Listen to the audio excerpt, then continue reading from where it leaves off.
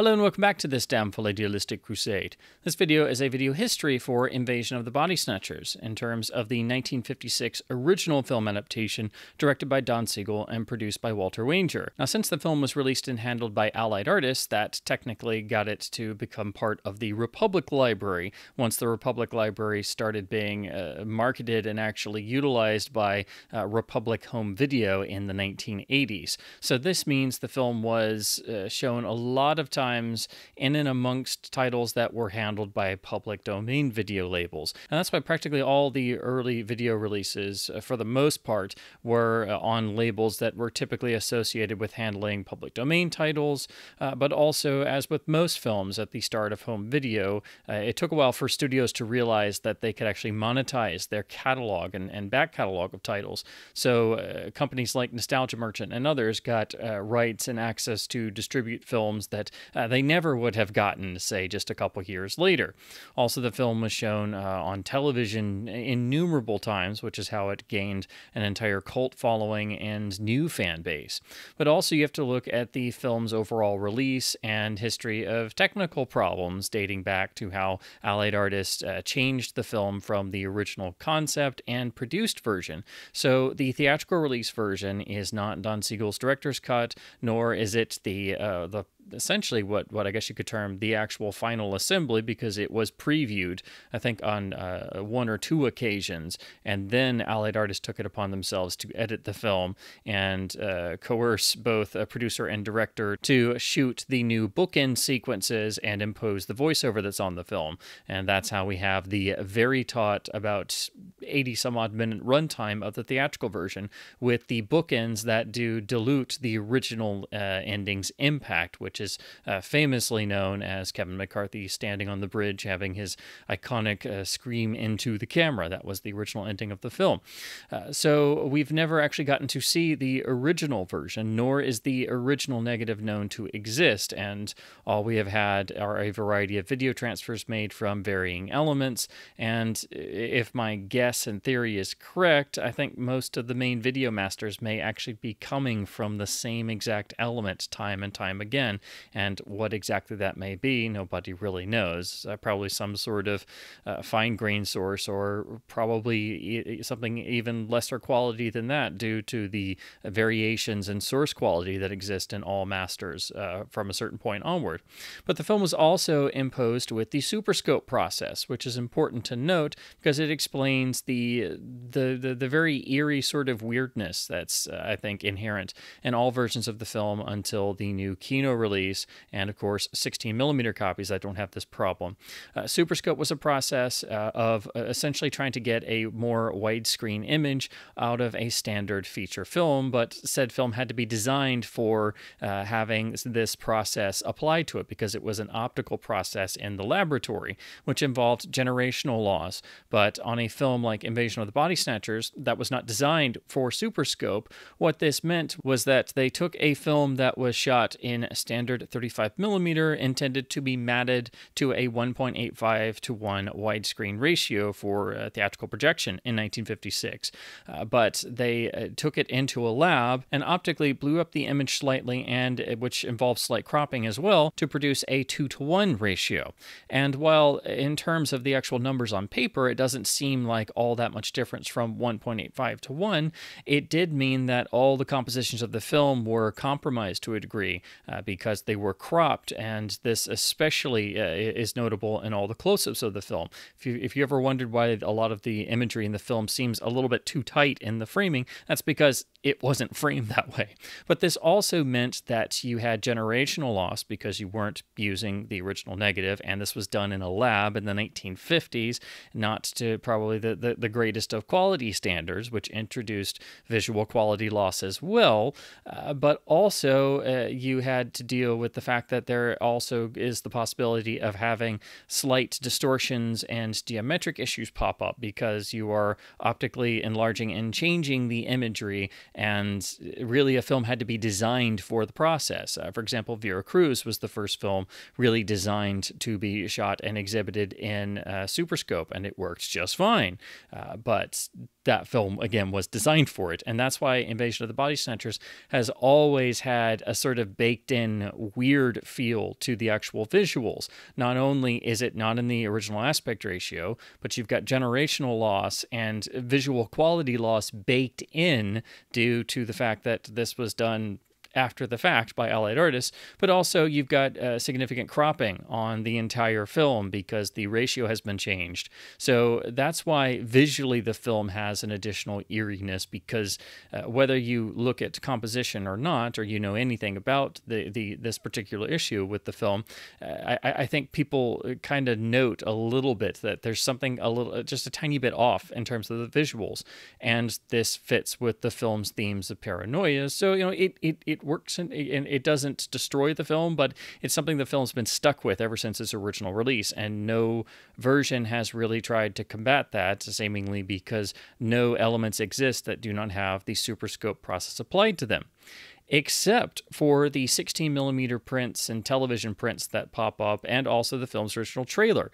These are all in full Academy ratio, so they are the actual images as shot, but they don't have the theatrical matting, so you see way too much information on top and a little bit extra on bottom that you're not meant to see. However, these don't have Super Scope applied to them, so if you actually matted these properly, that would be the closest approximation to how the film was supposed to actually look. And you can get a glimpse of this in the trailers that are included on certain releases.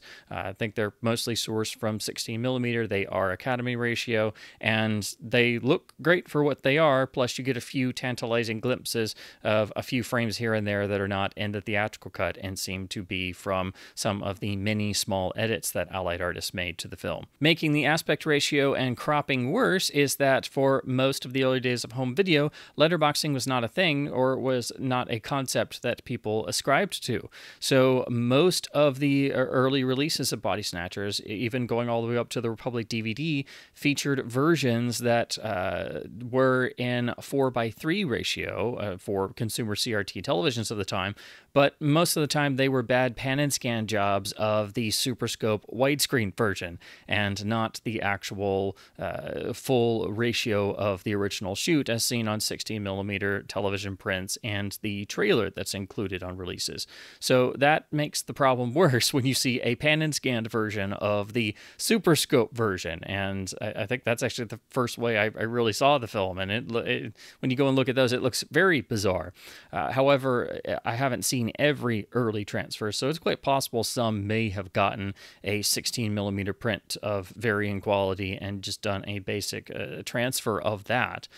But for the most part, it seems like most of the video transfers up until the Criterion release in 1986 were basically bad pan and scan masters of already super scoped materials in terms of all the prints being super scoped. So it was just putting the cherry on top of the crap sundae, essentially. And then lastly, it was basically uncovered a couple years ago when Robert Firmneck of the 3D Film Archive, who has been responsible for many great restorations, actually posted that Paramount had done a restoration of a previously not really thought to exist alternate Perspective stereo mix of Invasion of the Body Snatchers.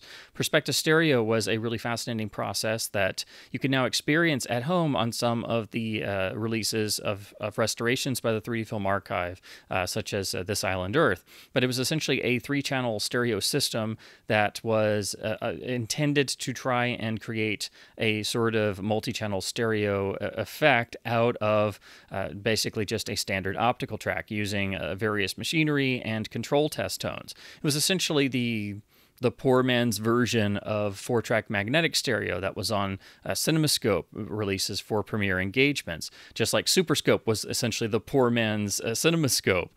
So it's an interesting process, and when done right, it's absolutely brilliant. It's not as technically proficient, of course, as discrete multi-channel magnetic stereo was, but when you get to experience recreations of this, it's fascinating, and it's a fascinating process to read up on, and it's amazing that they made this work. But apparently, Body Snatchers did actually have a Perspecta stereo mix, and apparently this track was restored by Paramount, but it has never been released to the public. And where this exists, or how it was done, or why it's been shelved and not allowed for release or given to various labels or entities, nobody really knows. But we do have it from a trusted source who is experienced in these matters that there is indeed an alternative Perspecta stereo mix of Invasion of the Body Snatchers that has been restored, but apparently is either sitting on a shelf or lost somewhere, just like seemingly the lost film negative and all the other related materials to not only the film itself, but the original version of the film, because this film is apparently cursed. It has always been this way to a certain degree. So to start, and this is by no means a comprehensive video release history, but this is every major video release in terms of looking at the North American video releases that I could find concrete evidence of, images of, or physically experience myself. So this is pretty much everything that I could uncover, but as with all of these videos, it's always possible that there's a couple other variants, or going towards the early days of home video, maybe there's another release or two that there's just not a whole lot of information out there on, or any photos or documented evidence that it actually exists.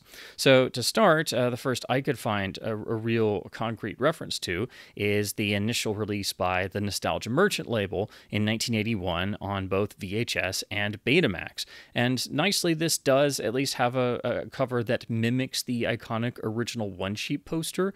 So it's a good cover art design for this time, and it seems like another of the solid for the early 80s releases from the Nostalgia Merchant, but one has to keep in mind the actual transfer quality is probably going to leave a lot to be desired, and of course this predates the usage of hi-fi stereo for the most part on the formats, so you're just going to be having a linear mono track on a 1981 tape release of a transfer from probably whatever source they could get their hands on, likely even 16mm.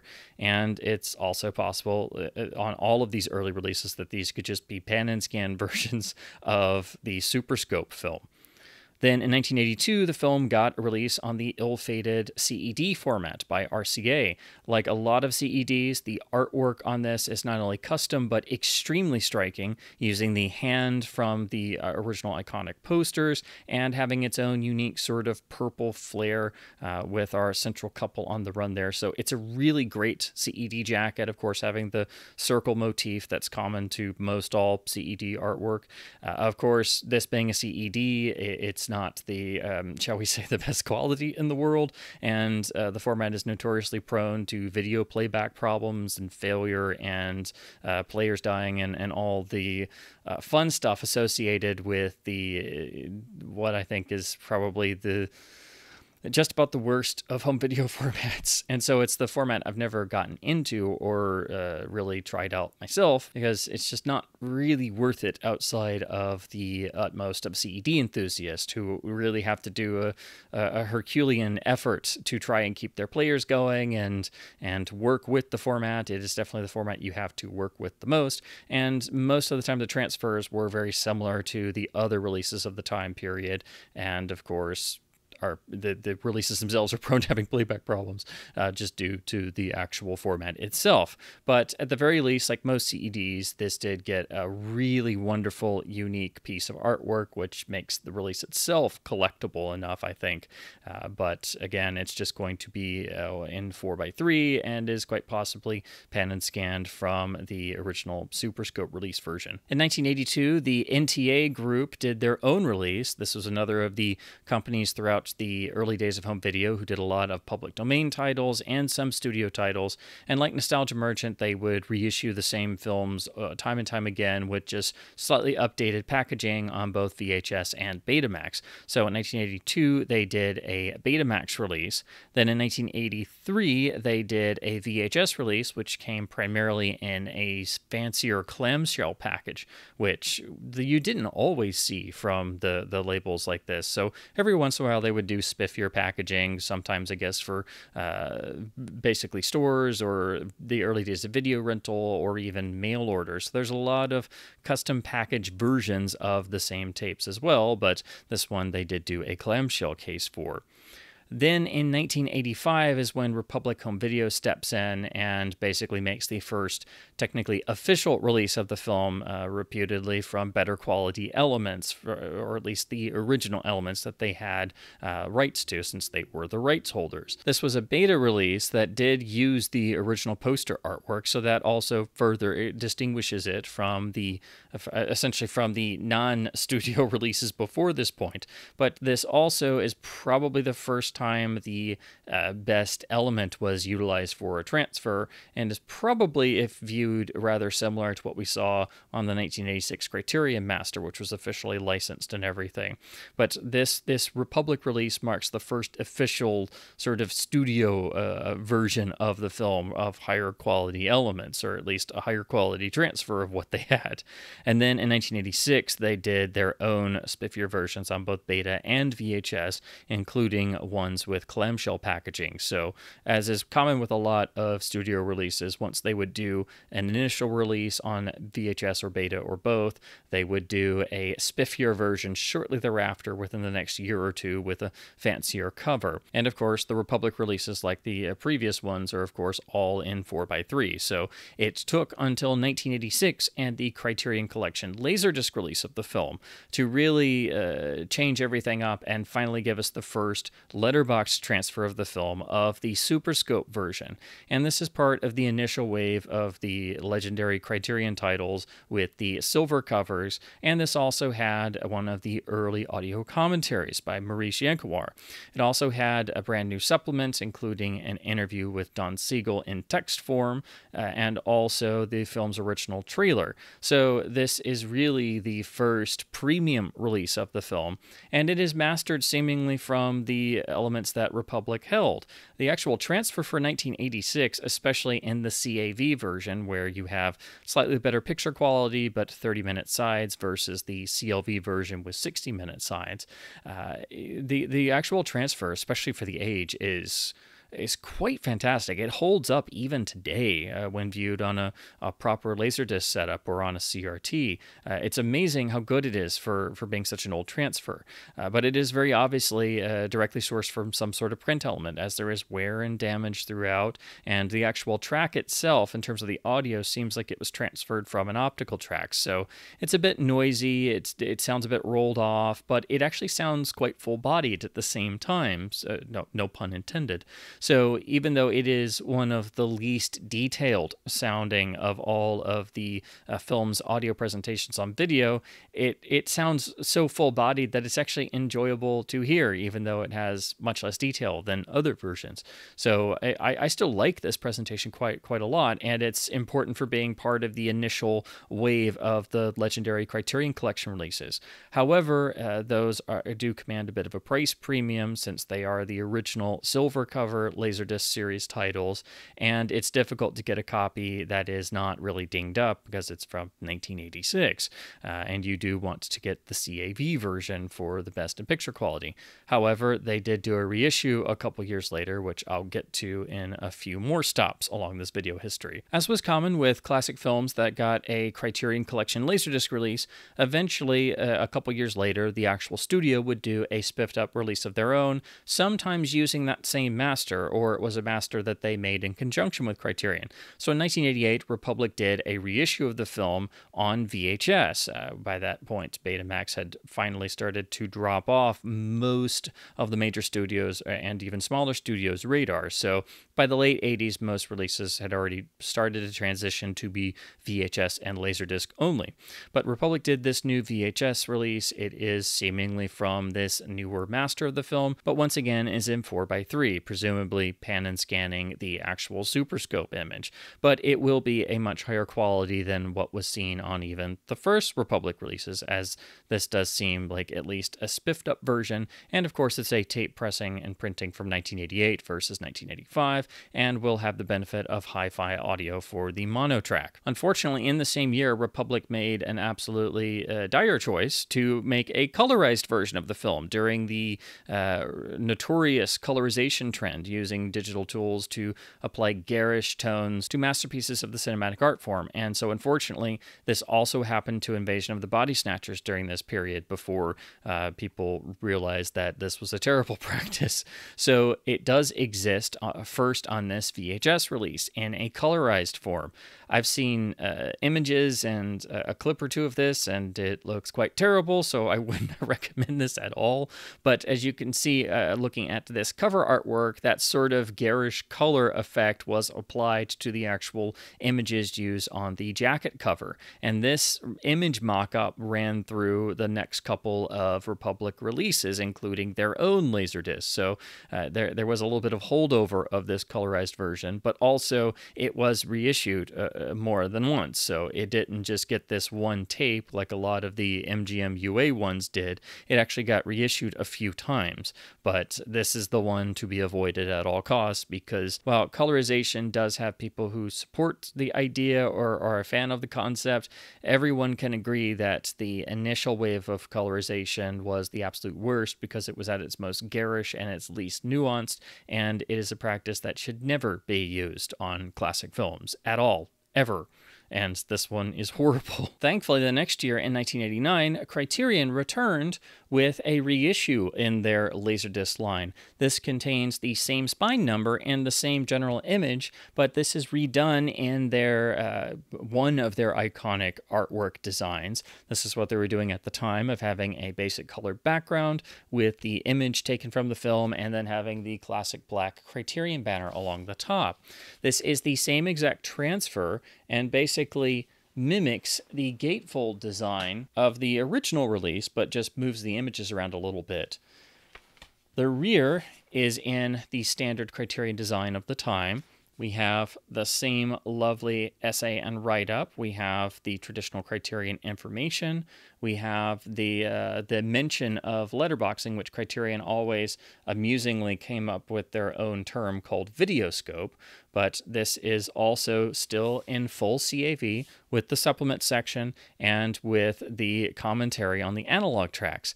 The reason why you want this release over the initial one is the all-important addition of digital sound. So this has the same transfer, the same supplements, but it's far less expensive than the original silver cover version, because it's doesn't have that collectability factor of being among the initial 11 Criterion titles. But this has a PCM digital soundtrack, whereas the original release did not.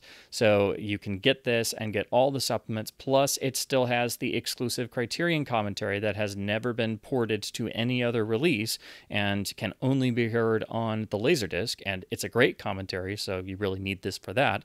But it also has the really solid transfer, and it's just a really impressive release. You can tell everybody really tried with this. It's just limited by the fact that they only had a print source to work with and seemingly the optical track from that print source. But especially when you get this CAV version, the quality for the time is really impressive, especially considering that this is technically a 1986 disc, but in a new 1989 presentation, just with a PCM digital soundtrack.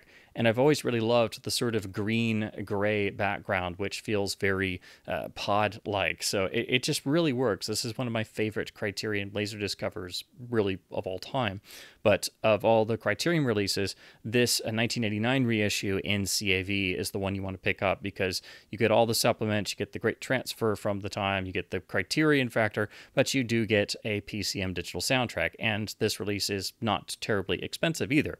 They also made a CLV version as a single disc, but you lose out on the supplements. So it has the same cover, but when you're looking at these, If it's not 2 discs with a gatefold, it's the CLV version, and you want this CAV version. Then once again, Republic did their own studio version a couple years after the last Criterion release. So in 1991, they produced their own Laserdisc release, which I have here, which is a single disc CLV release. And as you can see, it uses the garish, pumped up color version of the artwork that was originally generated for the colorized version. But thank goodness this isn't the colorized atrocity version. This is the letterboxed original Superscope version in black and white. It seems like it's sharing roughly the same transfer element, or even the same transfer as the Criterion release. So basically this is Republic doing their own version, rather similarly to how they did It's a Wonderful Life on Laserdisc a couple years after the Criterion release. And you kind of have to pick and choose between the two different versions depending on what you prefer, or what soundtrack you prefer, or extras or things like that. But this is just a single disc, so it's obviously CLV, so it's a little bit softer and noisier compared to the Criterion CAV version. But the artwork is quite nice when you actually look at it on the jacket. It's just going for that very bold color approach, which obviously is taken from the artwork of the VHS release of the abominable colorized version. But this is, it's simple, but you kind of have to scrutinize the actual jacket information to realize this is the widescreen version, and it does actually have supplements. It includes the original trailer and a then relatively recent interview with Kevin McCarthy, done, I think, for television in about 1985 or so. But at least they did include some supplements of some kind, which not every studio was going to do at the time. But, it is a solid disc, and it's actually quite watchable and a nice transfer. It's basically a single disc studio reissue version of what we got on the Criterion release. Except the key difference here, and what makes this disc so important and worth its weight in gold, and why this is essential to own if you are a fan of this film, this has a PCM digital soundtrack of the original mono mix of the film. And given that the transfer is so similar to the Criterion release, possibly from the same element or even the same transfer, you would think that it had a similar or the same audio track. But it does not. It has a far more detailed track that seems like it's coming from a master element of some kind. And this audio source has been the source of all subsequent versions. All later versions have been hit with various levels of EQ and noise reduction and dynamic range loss. So basically, if you want the audio in its best quality possible, with warts and all, without any massive amount of noise reduction or anything, you need this 1991 Laserdisc from Republic Home Video, which runs circles around every other release of the film in terms of audio fidelity. This is the only release that sounds the way it should. When you compare this to all subsequent versions, some worse than others, have significant noise reduction to the point of you can do a direct A/B comparison and hear the quality difference just with your own ears without even having to do close comparisons. And quite frankly, every release of the film should be held up to the audio of this Laserdisc as the gold standard. Yes, this does have a couple little ticks and source defects, but nothing major, and certainly nothing that needed to have the entire high end of the film practically lopped off. So this is the most detailed version of the film. It may sound a little bit thin compared to some of the modern releases, but a lot of those have the volume boosted and dynamics reduced, so it's not a fair comparison. When you level match them, this is obviously the source of all the modern versions that have been hit with too much processing. So this is the best audio of the film, the 1991 Republic Laserdisc, because they left it alone, as people need to do today. It's not necessary to overprocess and scrub a 1956 mono track to death, but unfortunately people insist on doing that. So if you want the best presentation of the film, regardless of what video source you use, you have to take the digital audio from this Republic Laserdisc and then sync it to whichever master you're using to make your own fan version of a proper release of the film. That wasn't it for Laserdisc, though, as there were 2 releases in Japan in the 1990s. The first was released in 1994 and seems to be a release of probably the Republic Master, as it's a movie-only release that's actually in widescreen of the Super Scope version with digital audio and is in black and white. So I assume it's just a Japanese pressing of the Republic CLV disc, of course, with hard-coded Japanese subtitles. Then in 1998, there was a final later format release, pretty late for Laserdisc at least, again in Japan of the film, but unfortunately this time it was apparently of the colorized version. So the horrible colorized version strikes once again for a final time. So the final Japanese Laserdisc is not only quite rare, it's also completely useless as it is the colorized version. And I would guess it's the same master as the Republic VHS master, as I don't think it was redone, or who knows, you just have to get that rare Japanese Laserdisc and look at it. And I will if I get the chance someday, but it's I think pretty much useless as it is the terrible colorized version. But also in 1998, the film premiered on the then new DVD format as part of Republic getting in pretty early in terms of studio involvement with a new format with a lot of their catalog titles.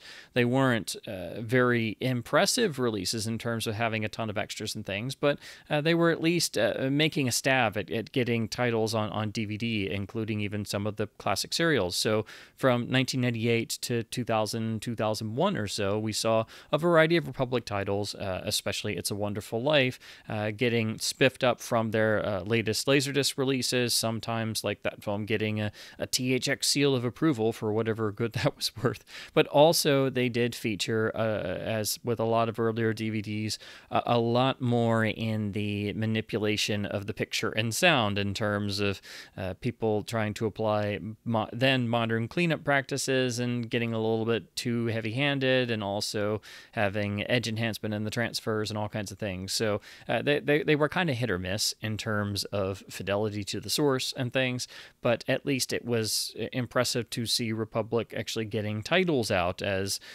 quite quickly after this they would sort of have a moratorium before the Republic library got subsumed up into Paramount, and Paramount took over the films. So it's my guess these were possibly originally done in terms of the remaster for a late release Laserdisc release, and that just didn't happen because the format started dying out completely and everybody's focus shifted over to DVD.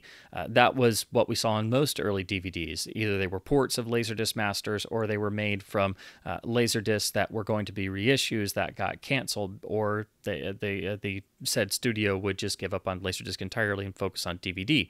But anyway, in 1998, we got the Republic release with this really fun foil, hollow foil effect, which I've always loved. This was the first physical media release of the film I ever owned, and it came in the Silver Screen Classics banner on the side, as most of these did from this initial wave. We have a nice red spine, and the same hollow foil effect goes all the way around, so it's still to this day impressively done. Of course, it catches the light very easily, so it makes it difficult to have this on the shelf or behind me. I've had to adjust this thing, just even recording this video, like 100 times to try and keep it from going crazy in my camera. But it's still impressive looking, and I like how they did it to the entirety of the cover. Inside is a flipper disc, and I do have the original booklet here, which it's simple, but it's nicely printed, and that's something that you don't really get in a lot of releases anymore. So we, of course, have the chapter stops, nice imagery, nicely printed, and then a little bit of critical write-up as well. So this basically replicates what was on the 1991 Republic Laserdisc rear cover, so that's at least nice. And then it does have some form of supplements and basically porting over the Kevin McCarthy interview and the trailer, so this is basically recreating that same program. But the reason why this is a flipper disc is that, as it advertises, it has the widescreen Super Scope version of the film in a new transfer, but also a pan and scan version. And one would hope that this was just the full Academy ratio image as originally shot without any theatrical matting and thus without Super Scope. But sadly, no, it is in fact a pan and scan version of the new master. So that means they made a new pan and scan version of this new master they made. And so this side of the disc is practically worthless, as it's just again, it's just making the problem worse to a significant degree. But unfortunately, this release resulted in a transfer that, while digitally remastered, was basically a bit processed, and while it was on a DVD, it never looked all that great even back then. Even when I was a kid, I thought this didn't look super great, so this was sort of exacerbating the element problems of the film. But also it has edge enhancement and a lot of the early DVD era nasties in terms of transfer. But even worse than that is what they did to the mono track, because this has the most noise reduction of any release of the film, and this is the worst sounding version of the film on home video that I've encountered. This sounds terrible. It has an extreme amount of noise reduction, so it's basically the great sounding track on the Republic Laserdisc hit with a ton of noise reduction and made to sound terrible. It sounds murky and dull and flat and really tinny, and it has no body to it. No pun intended.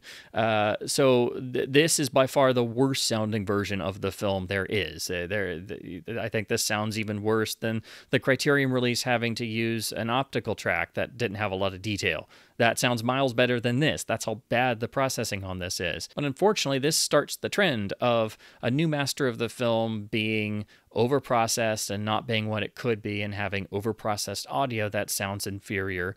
And then this master stays around for a long time because, as I mentioned, a lot of Republic titles kind of went on moratorium until Paramount assumed control of everything, and then they didn't want to do a whole lot. So basically, we were stuck with this master on this DVD with the super overprocessed audio that sounds horrible until the Blu-ray era, and we finally started getting the first releases of the HD master. That's how long it took to get a newer master and a better one. And that's entirely due to Paramount, who again took control of the Republic library and then in 2006 or so started doing newer releases. It basically follows the same pattern as It's a Wonderful Life, which had a Republic Silver Screen Classics DVD, and then for years we had that overprocessed version of the film, which is basically an overprocessed version of the Republic 1990s Laserdisc master, which itself had been processed multiple times over different releases. And then in 2006, Paramount finally did an HD master of It's a Wonderful Life and released that on DVD with extreme digital noise reduction and an extremely overprocessed mono track. And then finally that premiered on Blu-ray, where the flaws were much more visible due to it now being in high definition. Well, Paramount was apparently working on a special edition deluxe DVD for Invasion of the Body Snatchers in about 2006. They even prepared and paid for a number of supplements and extras, including a full making-of documentary with interviews of the surviving cast and crew and various famous names involved, and also a commentary with Dana Winter, Kevin McCarthy, and Joe Dante, which is now found on modern releases. So all the supplements you see on some of the modern Blu-rays and the Kino UHD, the ones that are dated 2006, 2007, are from this aborted Paramount DVD, which was canceled for some unknown reason. And so obviously they had to make a new HD master that was then not released. So we almost did get a special edition DVD with a new master and new supplements from Paramount in about 2007 or so, presumably to tie in with the ill-fated remake The Invasion from 2007. And maybe because that terrible film bombed, or I would guess maybe that's why the release didn't go as planned. But basically they put in all this work and all these extras were made, and then they went on a shelf and were never released. Then, as I mentioned before, we finally started seeing new releases of the film in the HD era in terms of Blu-ray releases. The first major one was from Olive Films, who released a bare bones Blu-ray of the film without supplements, but using the original poster artwork. This release was solid, and the new HD master, or should say newer HD master, as it seems to have been originally generated for the DVD release that was canceled. So this was seemingly a Paramount master of the film, and it's the same master that has been utilized for all the Blu-ray releases of the film. So basically everything from the Olive Blu-ray up to and including the BFI Region B Blu-ray Blu-ray, everything before the new Kino 4K master release is using this same HD master done years and years ago, presumably in 2006, by Paramount. So this means this master has grain management, does not look very good, is coming from limited elements. It's still the Super Scope version. No attempt was made to locate better or missing elements or the long-lost original negative, or to combat the Super Scope problem, or maybe go and scan one of the fully open 16mm prints to at least give us an alternative presentation with a version of the correct imagery in terms of the compositions and aspect ratio. They just made an overprocessed HD master, which again took the same great sounding audio from the Republic source. It seems like it's the same source material, the same source itself being transferred and scanned time and time again, but they took the same exact audio track and did their own noise reduction pass on it, reduced dynamics and things. It still sounds good, but it doesn't sound anywhere near as good as how the track sounds when it was left alone on the Republic Laserdisc. So that means both picture and sound are extremely compromised, but at least the HD master was consistent in terms of its visuals and sound. It didn't have major source defects coming through like crazy, and was finally at least a solid way to watch the film. But you wish that it had supplements, and when you heard about the supplements that were actually made by Paramount and then just shelved, it made no sense why the olive release was just bare bones. Other labels in Europe and certain companies would essentially reissue the same exact master, so this started getting reissued in different countries in essentially different versions of the same thing. So it took a number of years, but finally this was addressed in the Olive Signature Collection that I have here. Now this Blu-ray, of course, is using a updated version of the original poster art, changed into this aesthetic to suggest, of course, seed pods, but it has the nice slipcase and fancier design of all the Olive Signature releases, which were basically redoing their previous bare bones Blu-rays, or also using new 4K or newer restoration masters for titles such as Macbeth or Invasion of the Body Snatchers. So this, of course, has the slip cover, which is pretty nice, and then a fancier clear case Blu-ray with the same exact artwork, with the hinge open on the side, and then nice custom disc label artwork, a new booklet with short critical appreciation to basically give this more of a boutique label feel. And then we have a nice interior image, nicely tinted green, of course, for the actual disc tray. This also gave us, finally, a great number of supplements. This brought over all of the ones produced for the aborted Paramount DVD, so we finally got a release of them, including the all-important commentary. But as you can see, this also has new and exclusive supplements. Some really excellently well-done featurettes, a great commentary on its own right by Richard Harlan Smith, the lovely new critical essay piece in the booklet. So it's a really comprehensive, fantastic supplemental package. This is what the film has always deserved, this amount of supplemental materials. But again, unfortunately, the actual film side of things, this is basically the same exact master. It's slightly better encoded than the old bare bones Olive Blu-ray, but it is the same HD master with the same problems, slightly better encoded. So basically you got this for all the supplements and the fancier packaging, but the film was basically the same. Viewed today, the deficiencies are even more apparent, especially upscaling to a 4K television. But some people prefer this with understandable reasons to the new 4K master, which has much more apparent flaws. However, the HD master itself is extremely dated. Again, it had gray management applied. It looks quite soft and not all that detailed. It is coming from limited elements. It has the compromised audio track. And when you view this disc upscaled to 4K, in spite of it being better encoded than the first Olive disc, this does exhibit the dreaded frozen moving grain noise haloing effects. So the actual encoding of this disc is not the greatest either, even though it's better than the first one. So I can't really recommend this as a version to watch and enjoy the film on, because I mean, there's really not a great modern release in terms of the picture being completely left alone and the audio being left alone and having that archival presentation sense. So no matter what you choose, you're going to have drawbacks and things that you have to give up to get a modern watchable version of the film. But I think anybody can look at any release of this film on Blu-ray that is using the same old Paramount HD master and see that's been overprocessed to death and doesn't look the way that it should. And when you dig into the audio, you find it doesn't sound the way it should either, but at least it still sounds passable. So of the Blu-ray releases, this is really your best bet to have all of the supplements, both new and old. It's still important for those reasons because it has exclusive extras, plus it has the nicest and fanciest packaging, a nice booklet, and is far better than the original bare bones olive release. But the other important factor is the inclusion of the film's trailer, which, like the Criterion and Republic Laserdisc, is actually in the full Academy ratio. So you actually have a version of clips or scenes from the film on the disc that actually does not have any image problems, and in spite of it coming from a worn trailer source, actually looks better than the feature transfer. And this is a trend that will continue, unfortunately.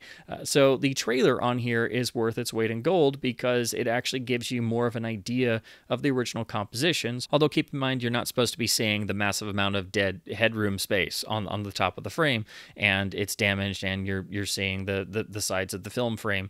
But you're also seeing one or two little flashes of material that's not in the film. So it's a trailer that you really have to analyze for all of these reasons, and it's super important to have in higher quality here, and the scenes in the trailer look better than the feature transfer because they were left alone. So that's just another part of the film's never-ending saga of, for some reason, being cursed. But that's why the inclusion of the trailer in HD from a new scan is so vital and important. But we're not quite done with the screwy HD master just yet. There was, of course, one more major release because this master just couldn't go away. But when the BFI did their own Blu-ray release a number of years ago for Region B, which used a lovely version of the original iconic one-sheet poster artwork, they were essentially forced to also use the Paramount HD master that was pre-existing. So essentially the BFI release is probably going to be the best encoded version of this HD master, but it's the same HD master that's on both olive Blu-rays and every other iteration of this. It is going to have the same picture deficiencies, the same compromised audio track, but the BFI release is important because, again, it will likely be better encoded than the olive releases, but it also has its own unique supplemental features that have not been ported over. So it doesn't have everything that's on the olive disc, so if you are a fan of the film and you want all of the supplements, you need to at least have the olive signature Blu-ray and the BFI Blu-ray in addition to the Kino release and the Laserdisc. So there's a variety of releases you have to have for supplements, and that's the main draw of the BFI release. And probably, as is common with most BFI releases, it's going to be better encoded than the olive releases. But you know that there's not much you can do with how screwy the old HD master is anyway. But that just goes to show that this film, when it would get a new master, that master would stick around for way too long, and it still had not yet gotten the full archival restoration project that it absolutely deserved. So then we come to the new 4K master and the UHD Blu-ray combo release by Kino Lorber, released this year in 2024. The announcement of the film getting a UHD was something that myself and all of the fans of the film were blown away by, because I think we'd all given up hope that Paramount or anyone would really give a crap about the first and best adaptation of Body Snatchers, because all the focus is usually given to the 1978 remake, which has gotten multiple restorations and UHD releases and even a screwy Kino release of its own. But it was fantastic to finally see that the original film was going to obviously have to get a 4K restoration to produce a 4K master and UHD release. Well, apparently the folks at Kino Lorber were not aware of the film's entire history of element problems and dire need of restoration, and how it had been stuck in ye olde crappy masters for decades, depending on which master you were looking at, and just had a whole litany of problems going back to the original release, and the application of Super Scope after the fact, and the Perspective stereo track being restored and never released, and not having an untouched version of the film's audio in terms of the mono mix, all the problems I've discussed. apparently they didn't look up anything about the film. They could have found out most of this stuff in 5 minutes with a Google search, or answered any of our excited posts asking questions on their social media announcements about the release, because myself and a number of others were so excited. We were like, did you find the lost negative? Is there a non-super scope element somehow? Will we finally get the 1.85 1:1 ratio without the cropping and distortion? Is the monomix going to get restored? Did you guys get the perspective stereo track that Paramount restored? Is it going to have all the olive extras? Are there new extras? We just wanted to know more. This was just such a shocking announcement.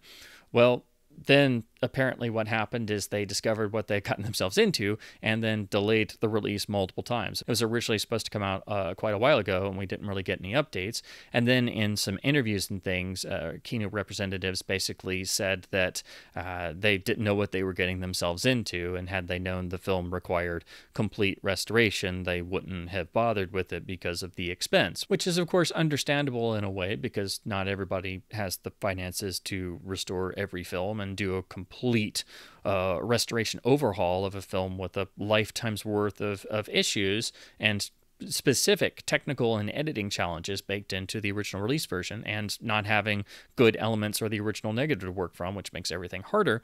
But these are things you should at least look into before you try to license and you announce things.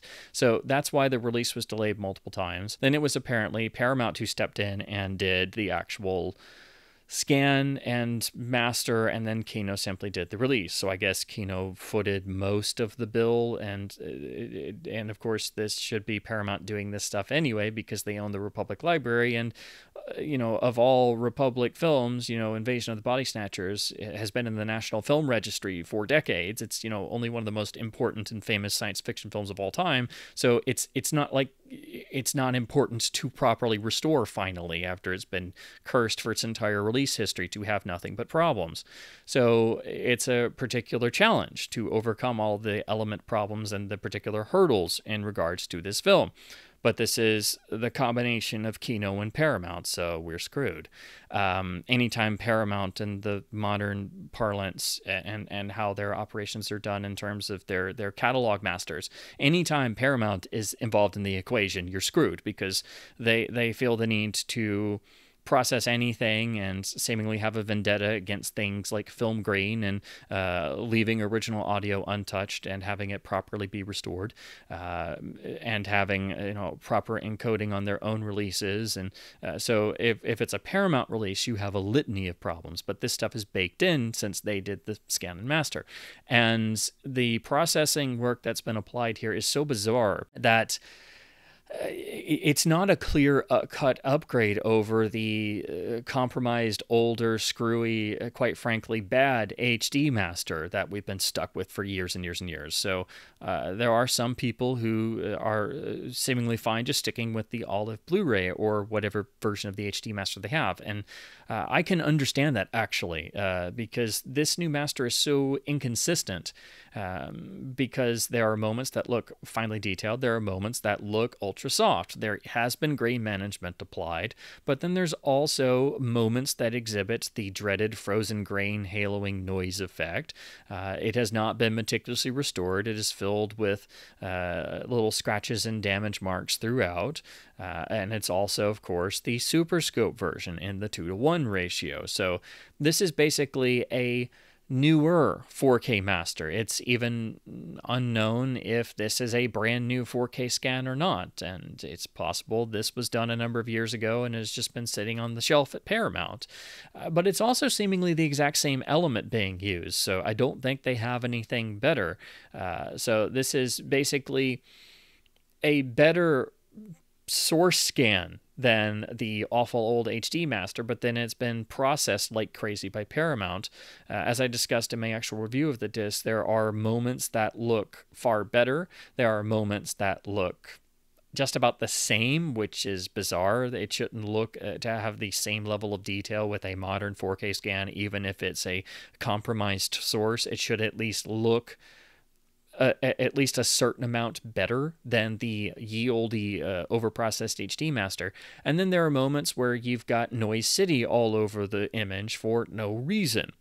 And then you've also got quite notable examples of the awful frozen grain effect, although nowhere near as bad as when you watch the Olive Signature Blu-ray upscaled on a 4K television. So again, it's an example of pick your poison, no matter what you do.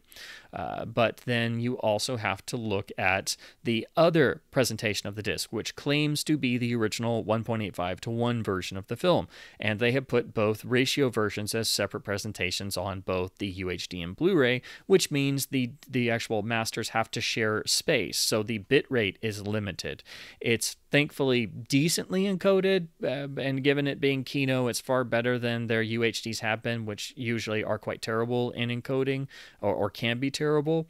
And then, of course, Paramount is the absolute worst in terms of studio encodings, being atrocious on UHDs. So thankfully, the encoding isn't a gigantic issue, but it's not where it should be because you have two versions of the film sharing the disc real estate, essentially. So you would think the 1.85 version would be a slam dunk to finally get the film without the Super Scope application, get the original compositions without the cropping or any light distortions or anything. Well, even that's weird, because essentially it's the same exact master and the same exact scan of the same exact element, but with more picture information available. So you've suddenly got more on the top and the bottom. That's all it is. And when they did this, it's, again, the same exact element, seeming the same element going all the way back across, even back to the Laserdisc era that's been scanned time and time again. But what the 1.85 version has that the cropped 2:1 Super Scope version doesn't have is debris, dirt, hair, gunk, all this junk in the top and bottom of the frame is suddenly revealed. Almost as if some of that was just printed in because that portion of the frame was not supposed to be visible in this element, or they didn't do a thorough cleanup job, or probably a mixture of both. As even in some of the Laserdisc transfers, you can see a little bit of debris occasionally poking in on the top and bottom of the frame, even on the Criterion Laserdisc. So that again leads me to think that this might be the same element just getting scanned time and time again. But that means when you watch the version that's in 1.85 on the Kino releases, in terms of Blu-ray and UHD, that to get less cropping and something at least far closer to replicating the original intended image of the film in 1.85:1, you have to deal with all the gunk on the top and bottom of the frame. And it's not a little bit, it is consistent. In fact, the first roughly 2 reels of the film, you've got these blobs of gunk in the upper right-hand corner of the frame that in HDR, especially on the UHD, it starts to play around with lighting, so they kind of get highlighted and almost start to give a sort of iris corner effect in the screen. So that and the constant hairs, and then the wear and damage throughout the entire feature transfer, because it's the same as the Super Scope ratio version, that all adds up to basically cumulatively making it worse in terms of damage and debris and then the 2:1 ratio version, because that stuff is just masked out. So you've got the scratches and marks and damage and the feature transfer that's visible, and then in 1.85 to get the information restored to restore more of the original intended viewing area, to not have the cropping, you're revealing all this gunk and hairs and damage and debris that's now all in the edges. So that's your trade-off. So that's, and again, some of that is most likely baked into whatever source they're using. But again, it's seemingly obviously not an original or better quality non-Super Scope source. They just revealed more picture information of what they were scanning, and what they scanned we still don't know. We don't know what the source is that's being used time and time again. We're just having to make guesses. But that's the problems of the 1.85 ratio version. So that's technically also screwed up in ways, so there are drawbacks there. In terms of the 4K image and how that appears with the Dolby Vision HDR, the HDR is rather tasteful, but it does seem to pick up some of the highlights in the image and the brightest parts of the frame a little bit, and some of the white areas, but also due to how the image is quite a bit darker, and the black levels seem a bit clipped, perhaps. So the nighttime sequences are darker, and I do think they did need to be a little darker because the old masters were so just processed and a bit overbrightened and things. I think the new 4K master does look a bit more filmic, obviously, because it's a much newer scan done in 4K resolution at some point, whether it's new or not, who knows. But you can tell that it's been messed around with. It hasn't been left alone because it's Paramount and Kino together, so that was not going to happen, unfortunately. So unfortunately, I think this is it's a case of pick your poison in terms of the image. I can understand people wanting to stick with the HD master on the various Blu-rays, but I can also understand people thinking that the 4K master is the better of the two evils. And in a lot of ways, I think that's where I fall, because there are enough improvements on this new 4K master, and the old HD master was so bad that I think there are more positives here, but there's a heck of a lot of drawbacks. None of them should have been there. There should be no frozen grain halos. There should be none of the weird-looking shots throughout the whole film, the shots that look devoid of detail and look like the old HD master upscaled, the shots that look devoid of grain, the shots that are full of noise that look bizarre and terrible, and it's a bizarre transfer. Part of that is because the element varies in quality, and now that's viewable much more because it's a much higher resolution, more modern scan. But essentially, once again, the film now has a compromised video master because people couldn't leave things alone, and it should have been, at the very least, a best possible as-is presentation of the elements that survive, done to the best of human ability without getting in the way of the actual film itself and messing with things. But the dreaded Paramount is involved, so that was not going to happen. The SDR Blu-ray is the same master converted to 1080p SDR. It exhibits the same issues. Some are a bit hidden because it's 1080p SDR, but then some things are actually exacerbated. The frozen grain effect is actually a bit worse on the Blu-rays, and the bitrate is far lower because it's a Kino encoding and it's two versions of the film having to share disc real estate and having less space on a BD50, and also the Blu-ray has the supplements on there, so it's sharing space with those, so it has even less space for the feature transfers. So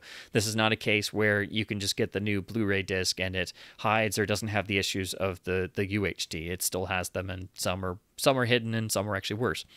But then you have to look at the audio presentation, and you would think that we could get the Perspecta stereo track restoration that purportedly exists. That did not happen. We did not get that, and the Kino statement was that apparently they asked around and nobody knew anything about it. So whether that means the restoration actually didn't happen, or people just don't know about it anymore, or those people are no longer at Paramount, or whatever that means, we don't exactly know. But I'm thinking that probably it's just that those people don't work at Paramount anymore, and people simply don't know where this stuff may be, or that the work was done, because again, we have it from a reliable source that it was done, and you can actually look at some of the mono tracks of Body Snatchers and actually locate some of the Perspecta control test tones. So we do know a Perspecta track existed and was originally done. So if that restoration is indeed floating around somewhere or sitting on a shelf, it needs to be released to the public. But the actual mono mix, you would think, would have also gotten a new transfer and restoration and new work done on it to properly restore the audio along with the film. But that rarely happens in film restorations because the audio does not get the same attention. What was done was basically taking the processed audio from the HD master, so the audio track that's on the OLED Blu-rays, the BFI Blu-rays, all the older Blu-rays, that was taken once again, and you would think that, oh, well, they just ported the same audio track, so at least the audio won't be worse, it won't be any better, but, it won't be worse. That would be wrong. Because what they did, whether I presume Paramount or Kino or somebody, went in and actually further processed the already processed audio. So they basically took the audio from the OLED Blu-ray and made it worse. It is louder, it is less dynamic, and it has even more noise reduction applied to it. So this is now the second worst sounding version of the film, only behind the scrubbed to death, super noise-reduced 1998 Republic DVD. It's even noticeable if you do an A-B comparison between the Olive Blu-ray and the new Kino release. Why somebody felt the need to do that, I don't know. The work was already done for the HD master, and they were using the same audio source. It did not need even more processing. It already had too much. So yeah, the audio is a complete downgrade and is, quite frankly, terrible because none of this was necessary. And on top of that, we didn't get the supposedly done restoration of the Perspective stereo or any mention of that whatsoever. So the audio is just as big of a problem as the picture problems. In fact, it's even bigger because the audio is a complete downgrade. There are no positives to the audio. The only positive is that it doesn't sound as bad as the terrible Republic DVD from 1998. So I don't consider that a positive. So the audio is a complete downgrade and should not have happened. But again, people can't leave audio alone. That's a common problem in film restoration and physical media and home video releases. In terms of the release itself, we do have the original iconic one-sheet poster in Kino's now traditional or standard slipcase design, which of course will have the logo in terms of the title font on the spine, and then the standard generic Kino rear cover, which of course purports that this is a brand new HDR Dolby Vision master from 4K scans of the best available 35mm elements, which I can only take to mean that Paramount had a scan already on the shelf that was newer, or they did a new 4K scan of this same source, whatever it is that's been used for all the past transfers. And as usual with Kino releases, all we get is the one generic blurb on the back cover, and that's all we know about any work that might have been done or what the source was. So you remove the slipcover and you have the same artwork and overall art design, and then the slipcovers are limited, so they will sell out quickly and then no longer be available. We have the standard generic Kino disc labels on the inside, and in one of the times where they do this and they don't really say anything, there is actually reversible artwork. If you slip the art out, there is one of the foreign posters, which looks quite dramatic. So this is something Kino does a lot of, taking elements of a foreign poster and turning it into a Blu-ray cover. In terms of the supplements, this also is a bit odd and unfortunate. We have most of the extras from the Olive Signature Blu-ray, but not all of them. This release ports over the commentary tracks and some of the featurettes, but not all of them. Of course, you also don't get the critical essay in the booklet, but you also surprisingly don't get the making of documentary, which is really important because it's substantial. It has surviving cast and crew interviews who are people who are no longer with us, but it was well done. It's the most polished making of there is on the film. And then some of the featurettes produced for the Olive release itself are actually included here, but then others aren't. So it seems like some odd choices were made. It doesn't just seem like a licensing thing, because why would you have some but not all? So you do lose a significant portion of the supplements from the Olive release. You also don't have all the supplements that are exclusive to the BFI release. So for extras junkies, you have to have at least 4 different video releases of the film, if not 5, to have literally everything.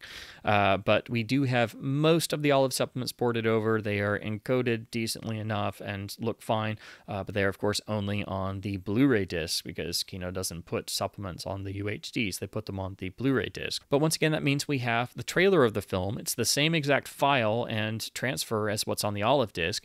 Again, it's an Academy ratio. It's fully open, showing too much information. It's not restored at all, but it's left alone. And once again, it looks better than the feature transfer on the same disc. And this time it's a 4K master with Dolby Vision HDR, and the worn old, seemingly 16mm trailer looks better and doesn't have image problems. You can't make this stuff up, but this is another example where the degraded old, fully open trailer in low quality from a raw scan looks better than the feature transfer, and this was seemingly the best Paramount could do with this 4K master, so that says a lot about Paramount and their inability to leave things alone. But at the very least, the feature transfer on the 4K master should look as good as the worn old raw trailer scan. So you can do that direct comparison and see what a completely unmanipulated image looks like by looking at the raw trailer. And it is the same trailer scan, same exact file as what's on the olive disc. The one major draw to this release is part of the new exclusive supplements, because this does have some that are new, but in particular, it's the final commentary by Jason Nye, who makes a lot of wonderful comparisons to Jack Finney's original novel and covers a lot of ground not covered in the other 3 commentaries. So while it's great we have 4 commentaries on this release, and this is getting a lot of the old ones, I do think it's important to highlight the Nye commentary as being the highlight of the Kino supplements, because it's something we haven't gotten before, and it's really well done. Of course, this is missing, and no release includes the original Criterion Laserdisc commentary, which does need to be ported and preserved on a release to have a complete supplemental package, and hopefully that happens one day, but Criterion doesn't really license out their old Laserdisc commentaries, and sometimes doesn't even put them on their own modern releases. So unfortunately, it's just yet another classic Criterion Laserdisc commentary that's locked to the original Laserdisc releases. But that's the other major missing thing from all modern releases of Invasion of the Body Snatchers. So there you have the film's overall video release history up to now in 2024, with the new 4K master by Paramount released by Kino on UHD and Blu-ray.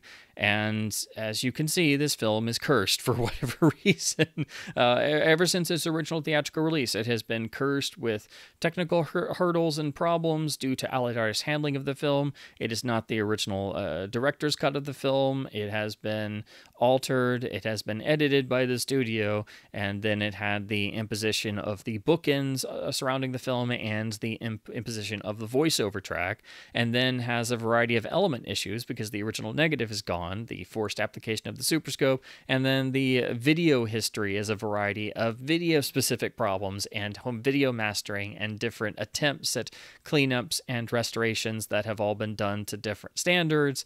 And in order to try and have a best possible version of the film with what we have as film fans and fans of the film, fans have to make their own version. You have to take the audio from the Republic Laserdisc and then either choose the HD master on the Olive Blu-ray or the new 4K master on the Kino releases and sync the Laserdisc audio to that to at least have proper audio with whichever you have done in the pick your poison of video transfers, and then have to have multiple releases to have all the supplements, including the Criterion Laserdisc, the Republic Laserdisc, the Olive Signature Blu-ray, the BFI Blu-ray, and the Kino UHD. There is no proper, fully comprehensive release of the film. There is no release of the film without technical drawbacks due to how the actual limited elements were handled.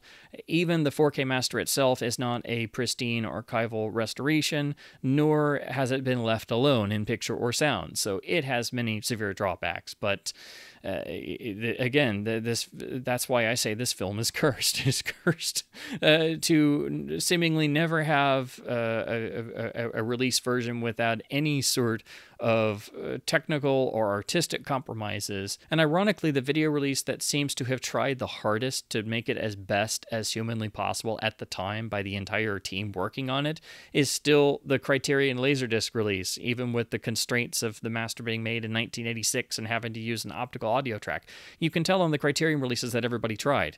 You can even tell on the Republic Laserdisc that everybody tried. And both of those are the releases that, ironically, I have the least problems with because they basically did the best they could at the time, and the Republic Laserdisc has the best audio of the film that has been degraded and further manipulated multiple times now, which is just crazy. But that's why I make these videos, because you have cases like this where a film's whole release history is compromised, going all the way back to how the controlling studio handled it and manipulated it in their own right on the original release in 1956. So that's why this is one of those films that just I basically throw up my hands and say this film is cursed for whatever reason. So unfortunately, this is where we find ourselves. We finally have a new 4K master, and the best way to describe it is it's screwy as heck for whatever reasons, but also it's the product of Paramount, and that says it all, because Paramount's going to Paramount, unfortunately. So you really do have to have a variety of releases. You have to have an Invasion of the Body Snatchers shelf just for the 1956 film, and different releases to have all the supplements, and then to cobble together your own version to have better picture and sound, or at least the best sound from the Republic Laserdisc with whichever video master you choose to sync it with. None of this is stuff that fans should have to do, but this is where we find ourselves doing the work that the studios and labels don't care to do, or don't care to get right, or simply don't care about the accuracy of the work that's being done in the final release product. And this is definitely one of those cases.